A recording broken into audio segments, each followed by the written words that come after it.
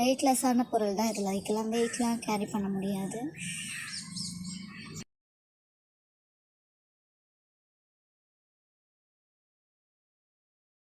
பாருங்கள், இப்போ பிளாஸ்டிக் இந்த மாதிரி கண்டெய்னர்ஸ் எல்லாமே 130 ருபீஸ் தான். 3 செட் இருக்குது, 4 செட் இருக்குது, 10 செட்டு கூட இருக்குது.